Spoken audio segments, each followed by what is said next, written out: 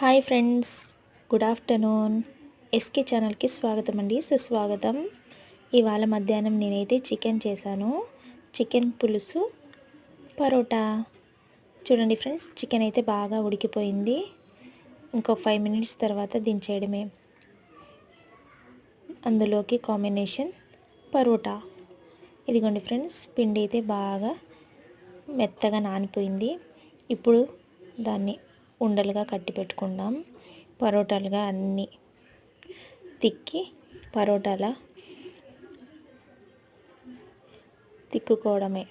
చూడండి ఫ్రెండ్స్, నేనైతే పరోటా కోసం ఇలా ఆయిల్ మొత్తం పట్టించి ఇలా రౌండ్గా చుట్టి పెట్టేసుకున్నాను.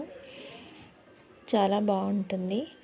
మా పిల్లలు అయితే చపాతీ చేయ మమ్మీ అని అడిగారు, అందుకనేసి నేను చికెన్ పరోటా చేశాను.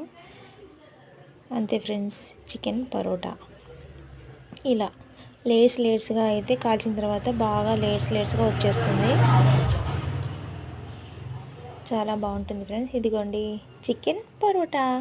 నచ్చితే వీడియో లైక్ చేయండి, సబ్స్క్రైబ్ చేయడం అస్సలు మర్చిపోకండి ఫ్రెండ్స్. Okay, bye.